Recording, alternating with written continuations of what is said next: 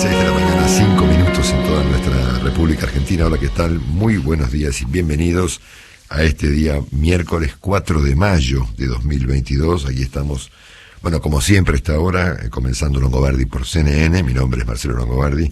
Esto es CNN Radio Argentina y estamos aquí hasta las 10 de la mañana, hora en la que llega la señora María Laura Santillán. Bueno, nos acompañan como siempre Nicolás Singer en Deportes, que estará por llegar en un ratito.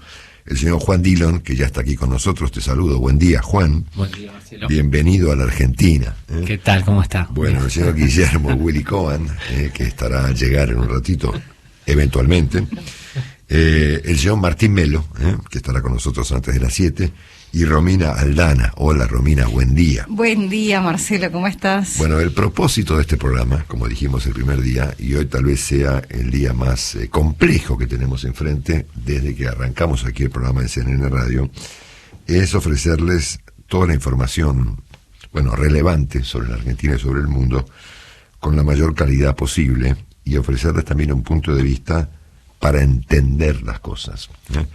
Y hoy vamos a concentrarnos en lo posible en este último punto. Vamos a intentar entender qué es lo que está pasando en la Argentina, que es ciertamente muy grave, ¿no es cierto? Ahora voy a hacer una breve reflexión sobre el tema del resumen. Antes de esto estamos presentando los datos del tiempo, Romina, a las 6:06 en nuestra ciudad de Buenos Aires. La temperatura sí es de 8 grados 2 décimas, hay mucha humedad y se siente porque encima también tenemos un poco de neblina en la ciudad, 94%, el cielo está despejado y vamos a llegar a una máxima de 19 grados. Bueno, muy bien. Hay de todo hoy, ¿no? Hay, por supuesto, una situación muy crítica en la vida económica y política de la República Argentina. Hay, obviamente, un estado de cosas en el mundo que es muy importante para explicar también. El deterioro de la situación argentina de las últimas horas, bueno, es la palabra tal vez sea la palabra brutal. Ahora, es mucho más fácil entender un conflicto cuando al menos una de las partes tiene algo de razón, o le asiste algo de sentido común. Pero se pone mucho más complicado cuando ninguna de las partes tiene algo de sentido común, ¿no? Claro, si uno mira los conflictos y se van a ver, para poner un ejemplo obvio, Rusia-Ucrania, ¿no es cierto? Bueno, es más fácil entender ese conflicto. Es más fácil. Claro. Es cierto. Bueno, ahora, cuando miramos este conflicto entre el gobierno del presidente Fernández y su vicepresidente, la señora Kirchner, y cuando la vicepresidenta de un país dice que el presidente que ella puso no tiene más legitimidad, estamos en un problema muy complicado, muy inclusive de entender. Correcto. Claro, ¿cómo entendemos esto? La legitimidad. ¿Cómo se maneja esta situación cuando la vicepresidenta dice que el presidente no tiene más legitimidad? Que fue lo que dijo ayer. Correcto. O sea, si nosotros hurgamos y nos metemos, profundizamos un poquito, ¿qué pasó ayer? Gran parte de la coalición oficialista ha dicho, a ver, esto es noticia, no es una novedad, como dice el doctor Pablo, es decir, es noticia porque ayer se grabó el cuadro. Ahora, esto viene de hace mucho tiempo. ¿Cómo se maneja un país cuando la señora de Kirchner, en este caso la vicepresidente, y el sector de la coalición que responde a ella, sostiene que el presidente no tiene más legitimidad y el presidente no reacciona? No sabemos, Marcelo. No sé. Nunca vimos, ¿no? Es más, creo que nunca vimos esto ni siquiera en las instancias políticas previas al 2001, cuando pasaba algo muy parecido, porque la alianza le cuestionaba la legitimidad y la gestión al presidente de la Rúa, pero ese debate era un poco más privado, no estaba tan expuesto y tan brutalmente expuesto como ocurre en los últimos días y como ha ocurrido particularmente ayer en nuestro país, ¿no? Así que bueno, de esto vamos a hablar largamente durante el programa de hoy. Bueno, nada, es un dilema que vamos a intentar, repito, entender durante el programa de este día, miércoles 4 de mayo. Repasamos los datos del tiempo a las 6:10. 8 grados 2 décimas la temperatura, humedad 94%, cielo despejado, hay neblinas y una máxima de 19 grados. Ayer hubo una serie de posiciones de parte del kirchnerismo respecto a la cuestión del presidente, y esto estuvo encabezado por la mañana, a media mañana, por el ministro un ministro del gobierno de Kicillof, el señor Andrés Cuervo Larroque, que hizo estos comentarios que los habrán escuchado ustedes ayer, pero obviamente los repasamos para poner esto en contexto, ¿no? Los que están construyendo la derrota son Guzmán, Culfas y Moroni. Nosotros constituimos esta fuerza política, lo convocamos a Alberto y ganamos las elecciones, pero tampoco es que Alberto se va a llevar el gobierno a la mesita de luz. Me parece que eso sería incorrecto. Acá hay un frente y siempre se habló de coalición, de frente, de diversidad. El mismo Alberto siempre se jactó de que Cristina era obcecada que no escuchaba y era el tolerante que escuchaba todo. Bueno, que escuche. Y siempre dijo en todos los discursos, cuando vean que hago algo mal, díganmelo. Se lo estamos diciendo. Si el gobierno es nuestro. Bueno, esto es parte de lo que ha ocurrido, ¿eh? Seguimos, dale. El que fuerza la ruptura permanentemente con operaciones de desgaste sobre la figura de Cristina y sobre el sector que ella representa es Alberto, sin ningún tipo de duda. Es una discusión política, él cree que está acertando, la verdad que venimos de una derrota. Si a vos alguien te propone para ser presidente y vos después entendés lo que tenés que hacer es constituir un proyecto autónomo, bueno, eso tiene nombre, ¿no? Tiene un nombre. Yo lo condeno moralmente. Ahora, por lo menos traer resultados, porque venimos de perder las elecciones y se insiste y se insiste y se insiste y nos quieren hacer creer que así hay alguna perspectiva de triunfo. Bueno, muy bien. Vamos a intentar inclusive tratar de entender qué es lo que la señora Kirchner pretende. ¿Qué pretende? ¿Cuál es que el objetivo, presidente cambie el gabinete, que el presidente tenga una política, porque tampoco tiene una política, que el presidente se vaya. Hay observadores esta mañana, por ejemplo Eduardo Van der Koy, que ya venía planteando estos varios días, que esto es un golpe, ¿no? Que esto es un golpe contra el presidente desde adentro de su propia coalición, ¿no es cierto? Bueno, así que de esto vamos a hablar enseguida. Como hacemos siempre, al comienzo del resumen, les vamos a presentar el estado de cosas del mundo, que tampoco es especialmente muy presentable, y después en el segundo capítulo del resumen vamos a contarles todos los detalles de esta situación tan dramática que vive el gobierno de la República Argentina desde las últimas horas. Vamos. Ahora, el resumen de Marcelo Longobardi. Sí, temperatura en la ciudad de Buenos Aires, ya con el registro de las 6 de la mañana, 8 grados una décima, humedad 96%, tenemos el cielo despejado y vamos a llegar a una máxima de 19 grados. Una alternativa es seguir pasando Coldplay un rato largo, ¿no? Y Sí, Marcelo, sí, es muy lindo. Pero no, pero te tenemos fe, Marcelo, vamos. Bueno, me tenés que acompañar, ¿eh? Sí, estamos acá. Bueno, ayer hay un visible agravamiento del estado de cosas en relación a la invasión de Rusia a Ucrania, empezando por el tenebroso señor Sergei Lavrov, que ayer agravó mucho lo que había dicho anteayer, cuando planteó que eran los propios judíos quienes se habían vuelto nazis, ¿no?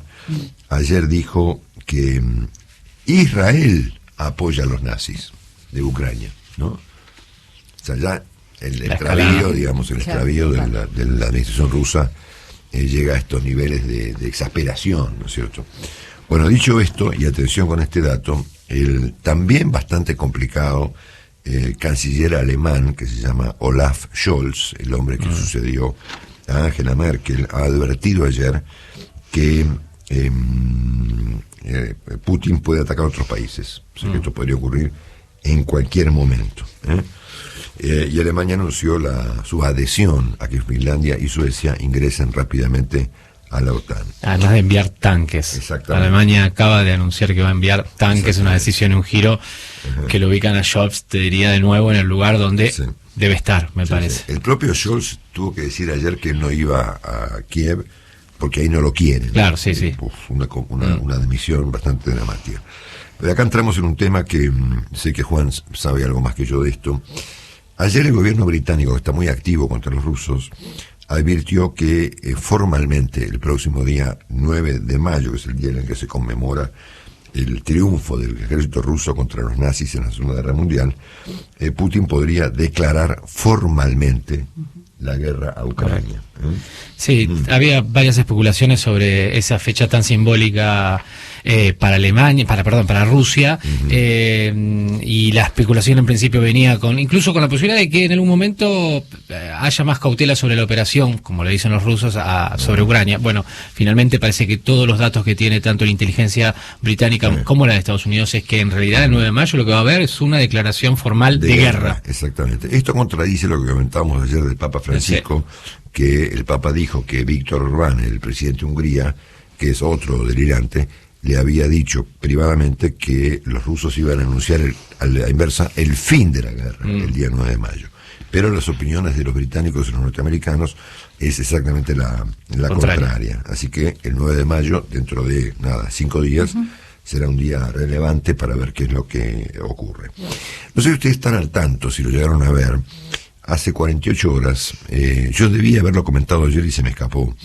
La televisión rusa presentó un informe, una nota, mostrando lo que ocurriría si Rusia dispara misiles nucleares sobre 4 ciudades: París, Berlín, Roma y Londres.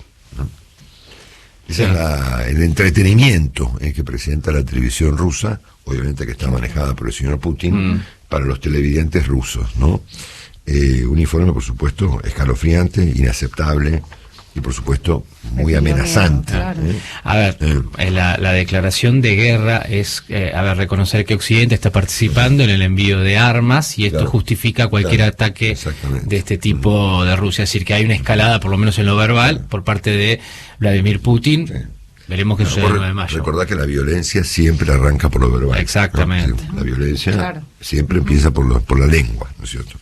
Bueno, en este momento lo que está ocurriendo es, ahora, Juan, es una ofensiva muy complicada sobre lo que queda de la ciudad de Mariupol. Sí, se habla de 20 misiles que fueron en las últimas horas, hay heridos, se ha cortado los corredores humanitarios, aunque se habla de que se van a restablecer en el día de hoy. Una situación...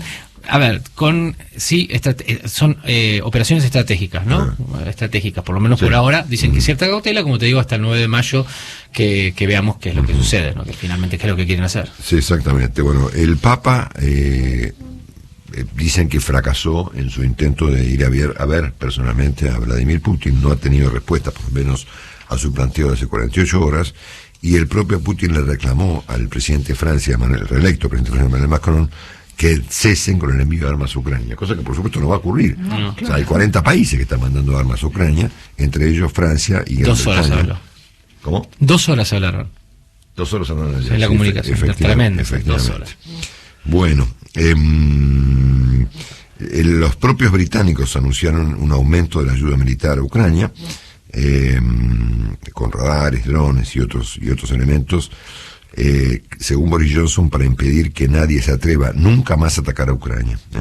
Así que estamos viendo un muy activo Boris Johnson en esta historia. Finlandia también ha anunciado el corte de contratos con Rusia para el transporte de mercaderías por tren. Hay un tren que conecta a Finlandia con Rusia, se llama el VR, que me parece que los finlandeses están poniendo ahí obstáculos como corresponde. Olaf Scholz, el canciller alemán, dijo que él no va a ir a visitar Ucrania porque no me quieren allí, dijo. Es muy triste, ¿no?, lo que le pasa a los alemanes con esta historia, pero en este momento lo que hay es una discusión.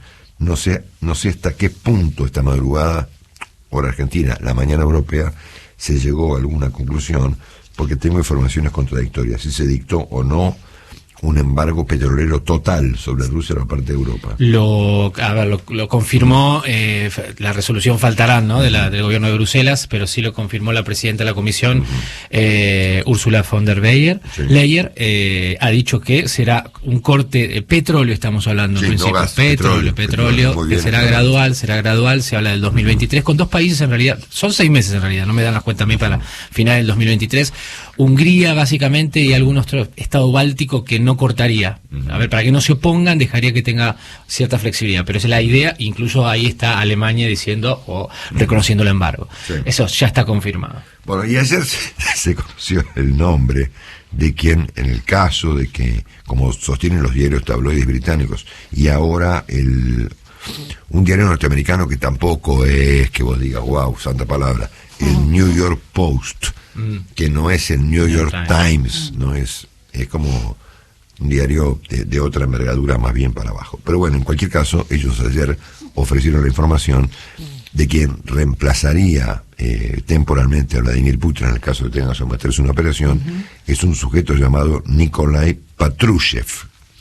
Nikolai Patrushev, no sé, pero haciendo honor a su apellido, fue jefe de la policía. Claro, Patrushev. Se llama Claro, Patrushev, sí. ¿no es cierto? Patrushev. Bueno, el señor Patrushev, que fue jefe de la Policía Federal en Rusia, sería el sustituto temporario de Vladimir Putin en el caso de que Putin deba someterse a una operación. ¿Me quedó algo sin mencionar? No, señor, después vamos a repasar, pero no. Ok, después muy repasamos. Bueno, el estado de cosas, en cualquier caso y en resumen, está agravándose más bien que mejorando. Es obvio que el otro gran tema a nivel mundial es la determinación de la Corte Suprema de Justicia en Estados Unidos de avanzar en la anulación de un famosísimo fallo de los años 70, que es el fallo que ha regulado el aborto en los Estados Unidos. Es obvio que, bueno, saben que la Corte confirmó que el memorándum que trascendió a un medio de comunicación que se llama Político, que es un portal de internet, es cierto. Es decir,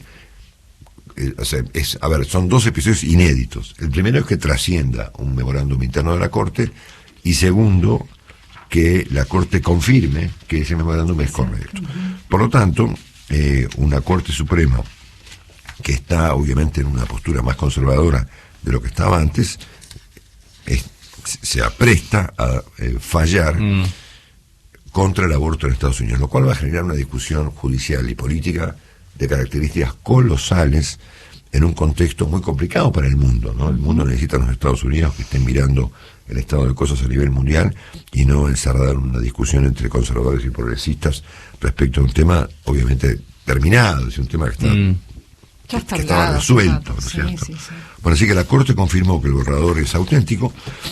Toda la prensa norteamericana está ocupándose del tema, como aquí en la Argentina, de la señora Kirchner y el presidente Alberto Fernández, y esto va a tener una influencia importantísima en el proceso electoral que comenzó ayer, porque ayer comenzaron las primarias para las elecciones de octubre de este año en Estados Unidos, y empezó con un triunfo de Trump, o de la gente de Trump, J.D. Vance. Exactamente, en el estado de Ohio. Quiere decir que es como que hay una conexión entre lo que mucha gente presume que va a ocurrir en las elecciones, que es una derrota del presidente Biden, en las elecciones de medio término, por supuesto, y esta determinación de la Corte, que no hace más que dividir aún más en las posiciones en Estados Unidos, que está tan radicalizado como está nuestra República Argentina. Los detalles los veremos más tarde. Pues y se tejen además tantas especulaciones y tantas versiones sobre la filtración.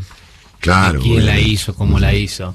Exactamente. Bueno, así que en este contexto, justamente ayer en Ohio, en las primarias para elegir senadores por Ohio a pasar la mitad de este año, ha triunfado el presidente Trump. Una noticia que encontré esta mañana muy temprano y muy interesante, sobre todo interesante para los argentinos, en la edición de esta mañana del diario El País de Madrid, es que el sábado pasado el estado de California consiguió cubrir el 100% de la demanda eléctrica de nada menos que del estado de California, que es una especie de país, ahí viven 40 millones de personas, totalmente con energías renovables. Muy bueno. Sí, con energía solar y con energía eólica. Es decir, las que están generadas por el viento. En Argentina hay algunos proyectos de energía eólica con turbinas, pero no se pueden importar repuestos. Claro. Entonces muchos molinos... Se ve mucho allí en Puerto Madryn. Exactamente, ¿no? Muchos de ellos están complicados.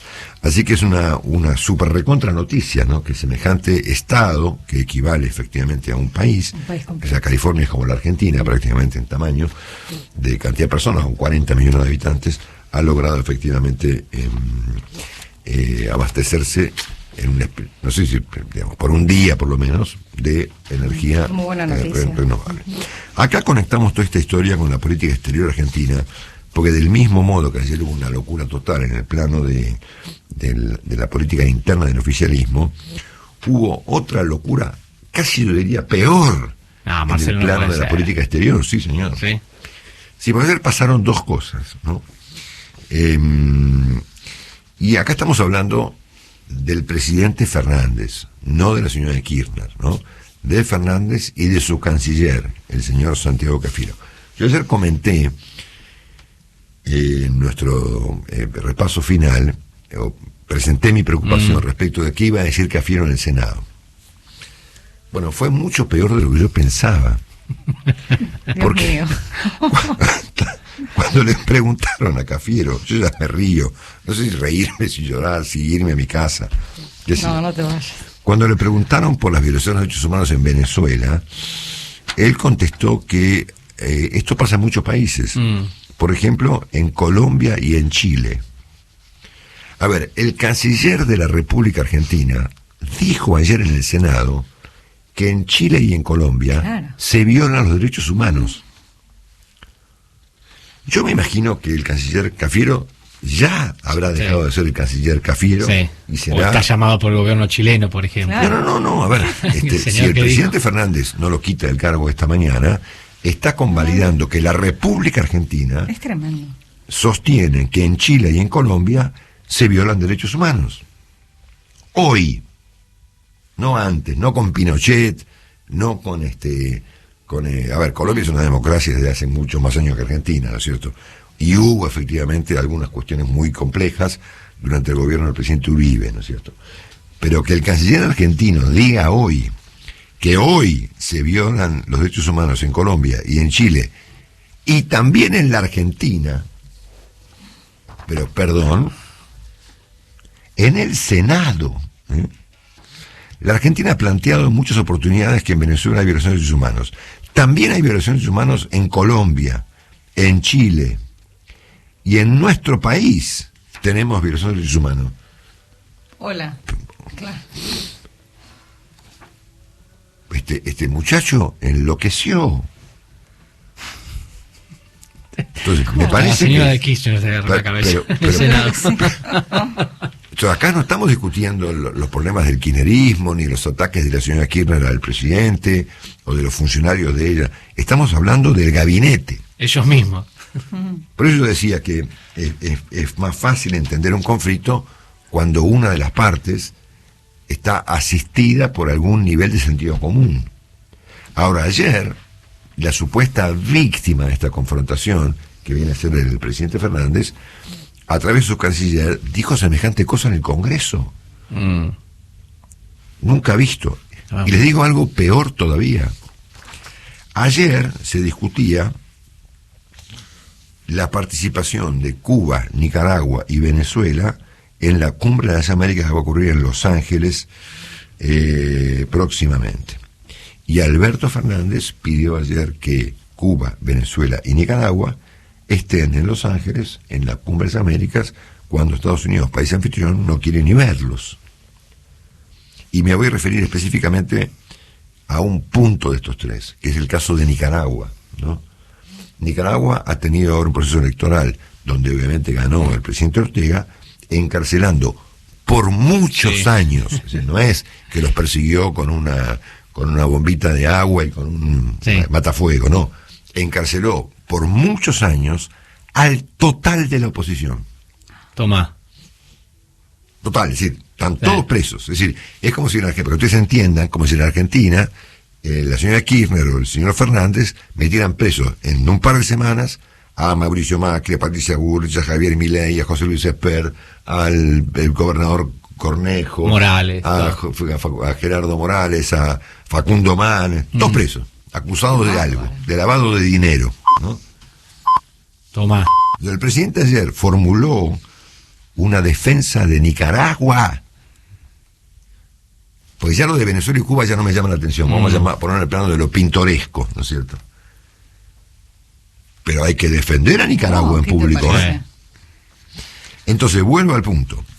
Estamos en un conflicto dentro del cual la señora Kirchner ayer anunció que ella supone que el presidente carece de legitimidad. Y el presidente casi poco menos que lo confirma. Sí. Sin necesidad, ¿no? Bueno, sobre este asunto tengo que hablar en el siguiente bloque del programa, señores. Hoy es un vasito de agua, Marcelo. Miércoles 4 de mayo. Estamos repasando los datos del tiempo en Buenos Aires y listos para el segundo capítulo del resumen del día de hoy. 8 grados, 1/10 la temperatura, humedad 96%, el cielo está despejado, va a seguir algo nublado durante el transcurso del día y vamos a llegar a una máxima de 19 grados. 18 minutos, 8 grados, 1/10 la temperatura, humedad 96%, cielo despejado. Recordamos que vamos a tener una máxima de 19 grados, lindo día, y los días que vienen también van a estar muy agradables. Bueno, Juan Dillon canta. Sí. Canta bien. Canta. Bueno, como tengo yo un costado medio docente, voy a dedicar esta parte de resumen a Juan. Bueno, Juan gracias, Dillon, Marcelo. Para yo pensé que a los lomas de burro. No, lo que pasa es que yo esta mañana en el auto tomé unas notas para estos comentarios iniciales y no solamente la perdí, recién la acabo de encontrar mezclada entre los papeles, sino que además no tengo ninguna forma de entender lo que escribí. Después le vamos a fotografiar y se la vamos a regalar a algún oyente que nos la pida. Claro, ahí está. Se la vamos a regalar a algún oyente de CNN Radio esta hojita con estas notas, ¿no? Le agregué una idea a mis notas, porque yo dije temprano que es mucho más fácil entender un conflicto cuando una de las partes tiene algún nivel de razón o está asistida por algún contacto con el sentido común, ¿no es cierto? Que este no es el caso, ¿no? Porque por supuesto las dos partes del conflicto están en una instancia de extravío muy importante. Esto tiene un agravante, ¿no? Que vuelve al conflicto inescrupuloso, que es que este conflicto ocurre en un contexto donde la Argentina está muy complicada en todos los planos. Entonces no hay que desconectar una cosa de la otra, ¿no? Es decir, estamos en una gran crisis que pinta para peor, y arriba de esa crisis ocurre esta discusión en la cual la señora de Kirchner, la vicepresidente, dice que el presidente no tiene legitimidad.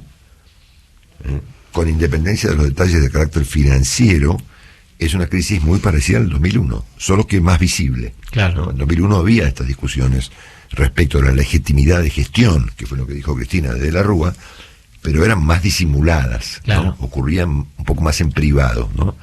Ahora es una cosa brutal, ¿no? Bueno, vamos a repasar los hechos. Ayer el ministro Andrés Cuervo Larroque, que ocupa un lugar en el gabinete del gobernador Kicillof, habló por radio y básicamente dijo que los ministros Guzmán, Culfas y Moroni, esto es Economía, Producción y Trabajo, construyeron la derrota. Esta frase es muy importante porque revela, al menos hasta acá, cuál es el problema de Larroque. El problema de Larroque son las elecciones. Claro. ¿Entendés? Claro. Las que perdieron y las que eventualmente podrían perder en 2023. Este es su tema. O sea, cuando él objeta aquí a Guzmán, a Culfas y a Moroni, porque construyeron la derrota, lo que está planteando es su verdadero interés. Es decir, es las elecciones, las que perdieron y las que eventualmente van a perder por culpa de Culfas, Guzmán y Moroni en 2023. Agregó a este comentario esa frase de que el gobierno es nuestro, y en un momento sugirió que el presidente estaba rodeado de unos tipos que lo afanaban, ¿no? No tengo acá la frase exacta, pero dijo que, bueno, el presidente estaba rodeado de unos tipos que lo bolsillaban, no sé cuál es el término exacto que utilizó. Durante la tarde de ayer, la señora Kirchner, siempre de modo muy indirecto, porque también es cierto que la señora Kirchner no está planteando con exactitud qué es lo que pretende, lo hace de manera algo subliminal, un poco arrevesada. Escribió a través del Twitter que había recibido a una señora en su casa, que los derechos humanos, que los años 70, que no sé cuántas cosas, y al final de este Twitter recordó una escena que debe haber sido cierta, en la que ellos se preguntaban con Néstor Kirchner cómo tener legitimidad cuando habían obtenido el 22% de los votos. Y ella se autocontesta y pone: yo dije con firmeza que lo que nos iba a legitimar era la gestión. Entonces se puede ser legítimo y legal de origen y no de gestión. Obviamente que toda la interpretación de todo el mundo fue obvia, ¿no es cierto? Está diciendo que el presidente no tiene legitimidad. Entonces, lo de Larroque fue el comienzo del día, Pero lo de Cristina Kirchner fue muy peor que lo de La Rocque, que directamente cuestionó la legitimidad de un presidente electo por el pueblo. El presidente contestó a esto, o al menos balbuceó una respuesta, cuando dijo: yo no soy el dueño del gobierno, nadie lo es. No, bueno, entonces, ¿qué quiere decir? Que no tenemos gobierno. Que no, nadie. ¿Quién es Marcelo? Bueno, y peor fue lo de Vélez, ¿no? Que se ha vuelto un personaje bastante incomprensible, ¿no? Sí, a mí me cuesta mucho descifrar qué es lo que hace y qué es lo que piensa Gustavo Vélez. Dijo: tenemos que terminar con las internas tóxicas, vengan de donde vengan. Pero en un momento utilizó una frase de Perón que pareció dirigida a ellos mismos, ¿no? Dijo: Argentina va a salir adelante con los dirigentes a la cabeza o con la cabeza de los dirigentes. Se refería a la cabeza de ellos, no sé. El extravío autoinfligido es ese, Marcelo, ellos mismos. Obviamente que hay una secuencia de estos comentarios, por eso decía, esto es noticia pero no es novedad, porque el señor La Rocque ya había planteado críticas al gobierno en varias oportunidades. Lo hizo Máximo Kirchner este fin de semana pasado, contra Guzmán también. En algún momento la señora, no me acuerdo cuál de las señoras acompaña a Cristina Kirchner, dijo que el presidente era un ocupa, porque decía Fernanda Vallejos, una de ellas. Sí. Exactamente. La Rocque había dicho hace unos días también que a Guzmán no lo había votado a nadie, una cosa muy ingeniosa, porque claro, obviamente a los ministros no los vota nadie en ninguna parte del mundo, ni acá, ni nunca, ni en ninguna parte. Bueno, así que esos han sido los dichos, ¿no? Ahora se espera el viernes. ¿Por qué se espera el viernes? Porque el viernes la señora Kirchner va a ofrecer un discurso cuando sea galardonada con un doctorado honoris causa en la Universidad de la provincia del Chaco. Correcto. Donde va a ser recibida allí por el gobernador Jorge Capitanich, que era el que rompía los diarios en público, ¿no? Entonces, claro, hay inquietud en el oficialismo, va a decir, obviamente alguna cosa indirecta también va a decir, ¿no es cierto? Bueno, hay obviamente esta mañana una serie de interpretaciones sobre el tema muy interesantes. La más suave, diría yo, pertenece al señor Javier Fuego Simondet de La Nación, que dice que el kirchnerismo exige un cambio de rumbo, un cambio de ministros en la económica y una mesa política nacional para discutir el rumbo de la Argentina, ¿no es cierto? Hay otras interpretaciones un poco más complejas, y me refiero a la que esta mañana presenta Eduardo Van der Kooi en Clarín, que dice que la crisis ya huele a golpe de Palacio, ¿no? Sí. Bueno, el propio Aníbal Fernández ayer dijo: no, esto no es contra Guzmán, esto es contra el presidente Fernández, ¿no es cierto? Bueno, así que esto fue lo que pasó ayer y por supuesto nos queda esta noción tan clara respecto de que la señora Kirchner ha dicho a su manera de que ella ha puesto un presidente que carece de legitimidad. Toma. Y esto nos coloca en una instancia nunca vista en la República Argentina en los últimos 30, 40 años, ¿no es cierto? Bueno, arriba de este problema ocurren otros problemas. Ayer subió el dólar, por ejemplo, ¿no? Bueno, voy a dejar para después los comentarios, las interpretaciones, ¿no? Hay algunos inconvenientes adicionales, por ejemplo, los grupos piqueteros que apoyan al presidente se encuentran con que el presidente no toma la decisión de lo que ellos exigen, que es la creación de un ministerio para los piqueteros, el Ministerio de la Economía Popular. Y los piqueteros opositores al gobierno, que estarán más vinculados, presumo yo, a la señora Kirchner, ahora les voy a decir qué grupos son, van a... ¿Qué exige, Marcelo? Exigen plata, obviamente, ¿no? Y van a presentar una protesta de 3 días, martes, miércoles y jueves próximo, contra el hambre y la pobreza, con acto en Plaza de Mayo y cortes en toda la ciudad de Buenos Aires, como ocurrió ya hace unos días, hace unos cuantos días, ¿no? Acá tenemos al Polo Obrero, tenemos al movimiento al MST Teresa Vive, a Barrios de Pie Libres y a un grupo llamado Frente de Organizaciones de Lucha, FOL. FOL. Bueno, que luchan contra todo, ¿no es cierto? Luchan. Bueno. ¿Usted qué hace? Lucho, exactamente. Bueno, es obvio que cuestiones tan prácticas como la discusión que hay ya en el Congreso por la boleta única, olvídense, en la Argentina se trata de esto, se trata de una discusión por el poder, ¿no es cierto?, en los niveles que acabamos de resolver. ¿Solución? Nada. No, por supuesto. Ayer hubo una reunión aparentemente secreta, pero que no tuvo nada de secreta, porque está las fotos en todos los diarios. Hoy nos juntamos secreto, Marcelo, pero sacamos fotos. Obviamente. Bueno, y las subimos al Instagram. Horacio Rodríguez Larreta y Patricia Bullrich para bajar la destrucción, más que la tensión, de la fuerza de la coalición opositora, que está en un proceso, digamos, o estaba, qué sé yo, veremos, de implosión. Sí. Del mismo nivel que está la coalición autoinfligida también. Obviamente que el dólar ayer se fue a 204 pesos, veremos qué va a pasar en el día de hoy. Hoy es noticia, obviamente, por eso decía que la discusión se vuelve inescrupulosa cuando vemos lo que está pasando en la Argentina. Hoy es noticia, por ejemplo, que los alquileres han subido en 12 meses 57%. Bueno, arriba de esto está ocurriendo ya y va a ocurrir pronto la discusión por las tarifas, que no va a ser otra cosa que agravar el cuadro ya muy grave dentro del gobierno. Las empresas de energía no tienen ni idea cómo va a ser el gobierno para segmentar las tarifas. Yo me reía esta mañana porque leía un recuadrito del diario Clarín que dice que ya han detectado ¿Qué detectaron? No.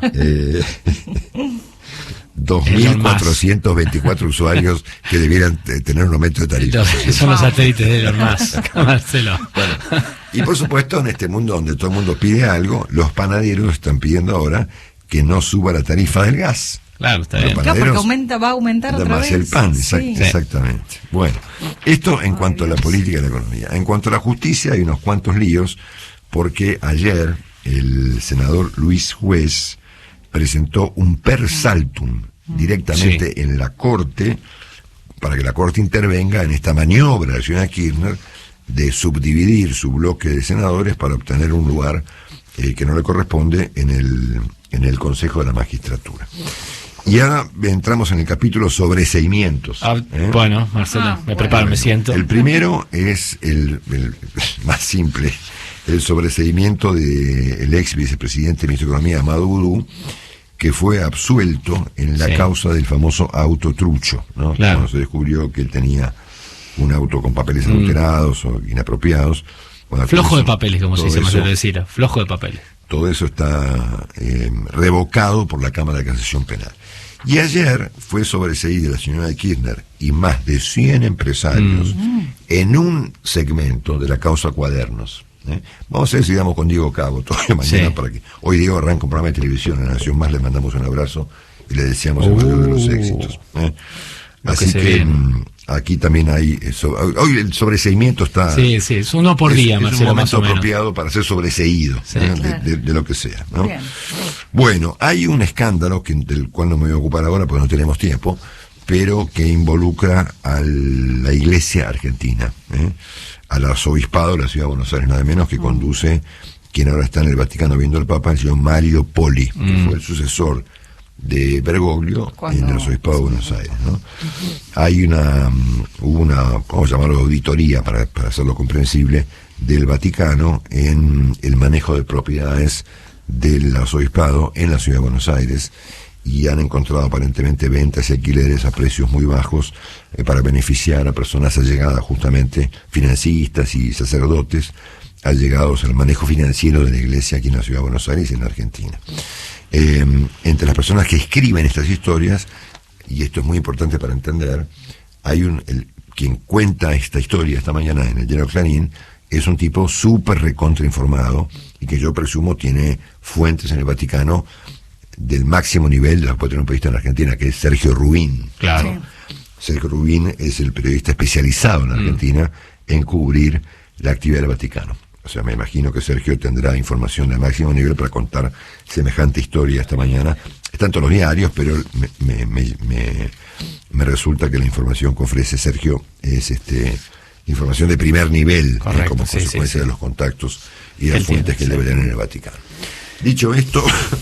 Te faltó, Marcelo, algo importante. Sí. La reunión de gabinete, 7:30.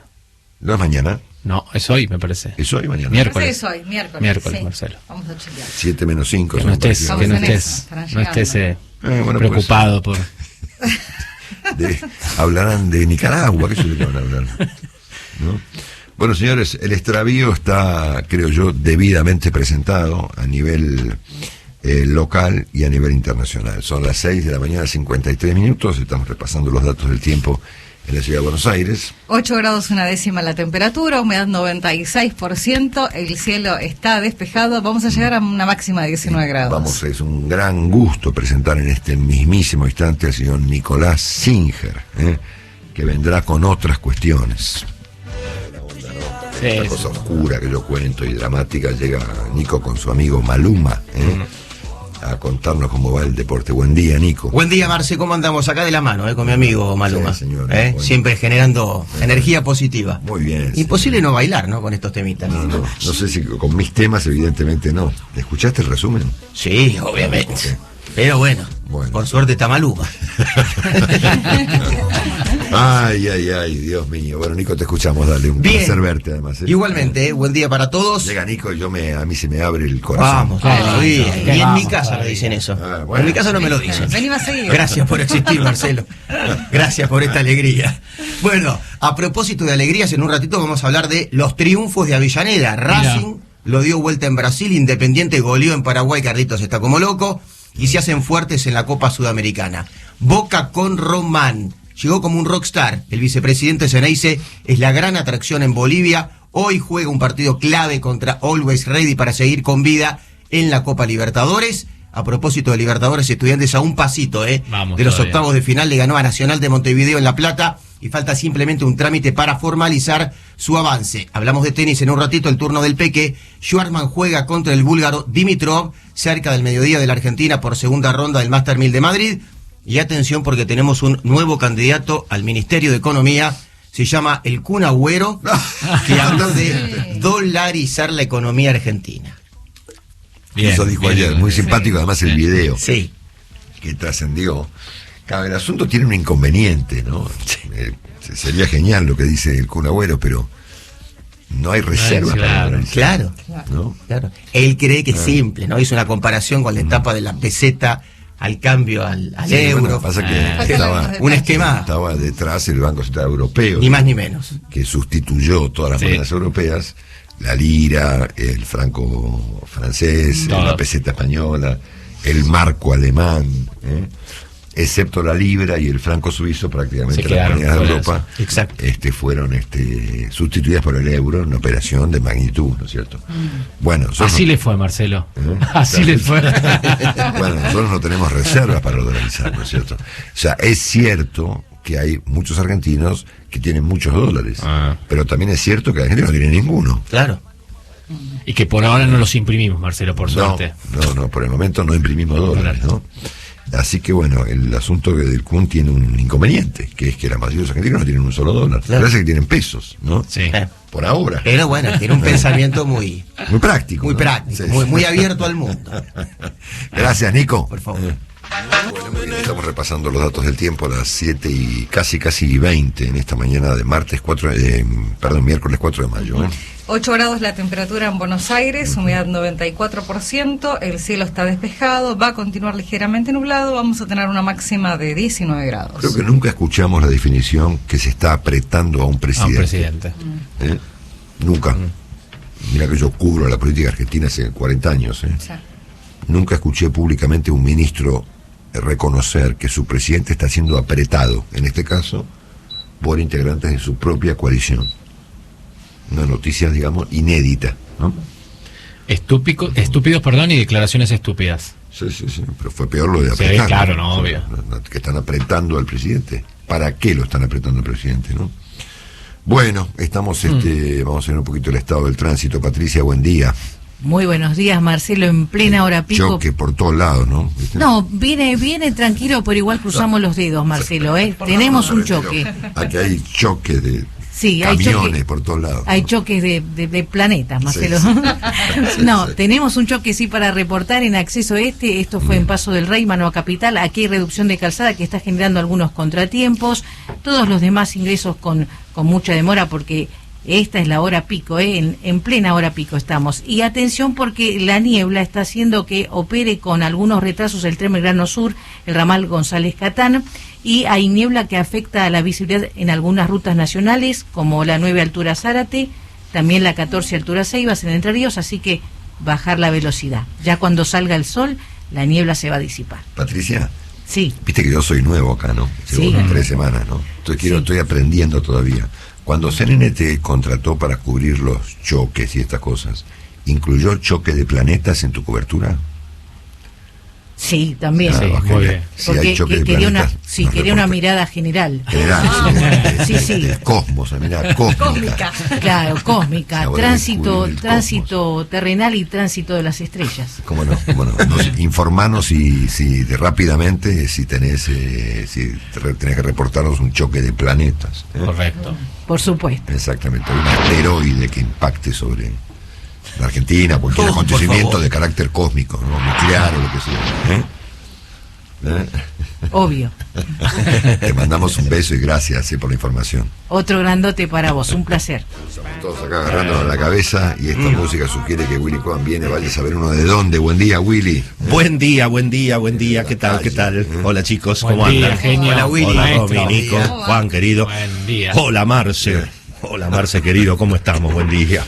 Ya que hemos tenido días vos y yo, qué mañana. Hemos compartido mañanas. Marcelito. Qué mañana. Yo pocas veces he visto, ¿no? Efectivamente, sí, señor. Venía escuchando atentamente, exactamente. No, a mí se me ocurrió esta idea para ser suave, digamos, de que es más fácil comprender un conflicto que ocurre entre un sector que tiene algo de razón y otro que no. Claro, entre unos y otros. Pero acá los buenos, los malos, para ponerlo. Claro. ¿Quiénes son los unos y quiénes son los otros? Acá estamos en un conflicto mucho más complejo. Sí, claro, efectivamente. Porque ninguno de los dos sectores tiene sentido común, ¿no?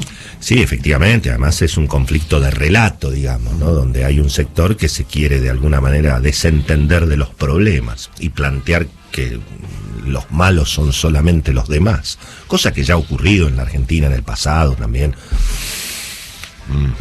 Uno no quiere hacer memoria porque es tremendo, ¿no? Pero bueno, pensemos que en su momento, digamos, un sector del peronismo, le cuestionó la legitimidad nada menos que a Juan Domingo Perón, digamos, ¿no? Que había ganado las elecciones con el 60% de los votos.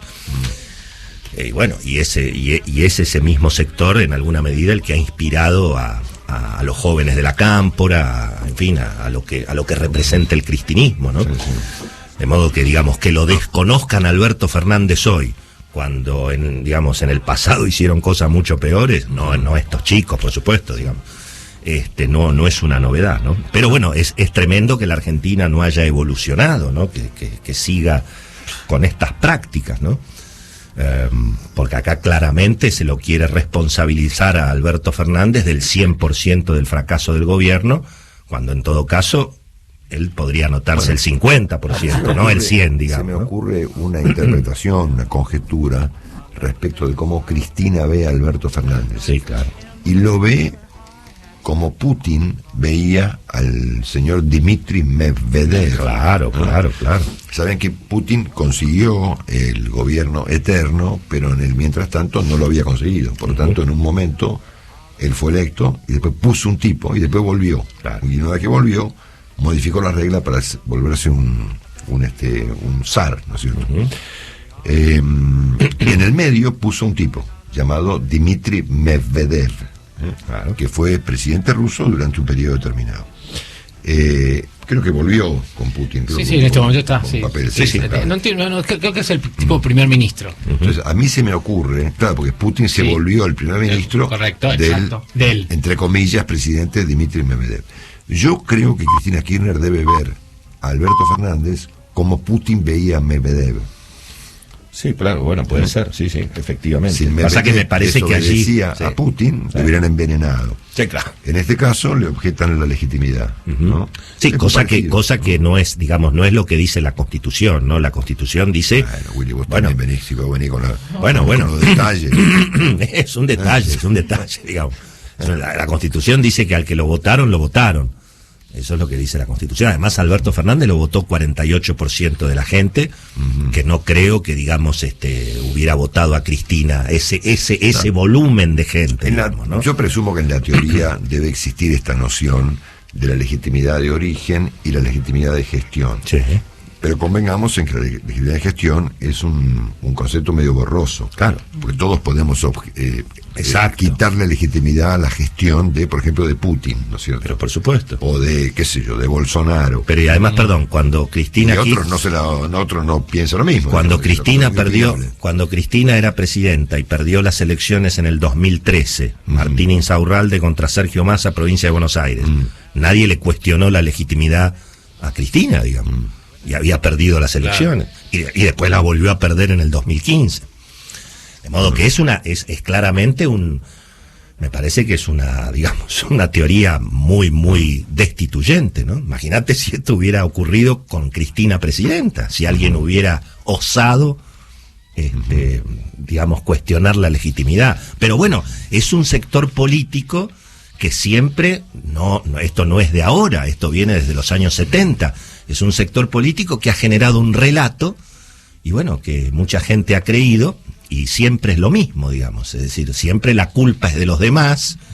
El sector que representa a Cristina se consideran los inocentes, digamos, de la Argentina, todos son culpables, todos van contra ellos, todos los atacaron, ellos nunca hicieron nada, digamos. Puede tener una discrepancia con vos, después de tantos años, cómo no, discrepar Marcelo. Nunca, ¿no? No, bueno, porque y espero que esto no sea una objeción a nuestra respectiva legitimidad bueno, es ciclo, ¿no? Claro, bueno. Vos dijiste que esta gente quiere desentenderse del asunto, ¿no? Sí, claro, del fracaso, digamos. Bueno, exacto. Ahora, si uno toma al pie de la letra lo que dijo el señor Larroque, ellos quieren entenderse el asunto porque quieren nombrar ellos, quieren sacar tipos y poner a otros. Sí, bueno, correcto. Sí, desde ya. Me da la impresión de que más que una ruptura yéndose, es una ruptura para que se vaya Alberto. Bueno, está bien, pero eso es lo contrario de desentenderse, porque la señora Kirchner puede decir una manera, yo me desentiendo, me abandono la coalición oficialista y me hago un partido por mi Unidad Ciudadana. No, está bien, desentenderse de la responsabilidad del fracaso, no desentenderse del poder. La lucha por el poder, esa está muy vigente. Pero, digamos, aparecer como que la culpa fue como dijo el joven Larroque, la culpa fue de Culfas, de Moroni, de Alberto Fernández, ¿entendés? Y bueno, es lo mismo que reitero, los montoneros consideraban que Perón era un fascista y que tenía el gobierno lleno de derechistas y que los había traicionado. Bueno, es lo mismo que dicen ahora de Alberto Fernández. Es la misma historia. Obviamente Alberto Fernández no es el general Perón, digamos. ¿Entendés? Porque ¿cómo puede ser que Alberto Fernández diga yo no soy el dueño del gobierno? No, presidente. Bueno, la Constitución dice que el presidente es el dueño del gobierno, no el dueño del Estado. El dueño del gobierno es el presidente, obviamente. El Poder Ejecutivo, Marcelo, es unipersonal. Claro. Recién, antes de escuchar a Aníbal Fernández en el ingreso de la reunión de gabinete de esta mañana, habló el jefe de gabinete, Juan Mansur, ¿no? En el caso de que haya un gabinete y de que haya un jefe, se supone que en los papeles es Juan Mansur. Sí, señor. Y dijo textualmente, esta parte no salió al aire porque nosotros lo enganchamos cuando estaba Aníbal Fernández, dijo que el gobierno tiene un rumbo claro, ¿no? Que estaría buenísimo que así sea, y en todo caso, ese rumbo debería ser revelado a los argentinos, ¿no? Sí. Porque parece un secreto de Estado. Entonces a mí me parece que en este contexto, en donde hay una discusión respecto al rumbo de Argentina y una discusión sobre la legitimidad del presidente planteada desde el seno de la coalición oficialista, me da la impresión de que el presidente hoy debiera ofrecer una conferencia de prensa, ¿no? Bueno, pero por supuesto. Y explicar su punto de vista, sí, claro. Explicar cuál es el rumbo de la Argentina, tomar una posición respecto de semejante objeción hecha por su jefa, la señora Kirchner,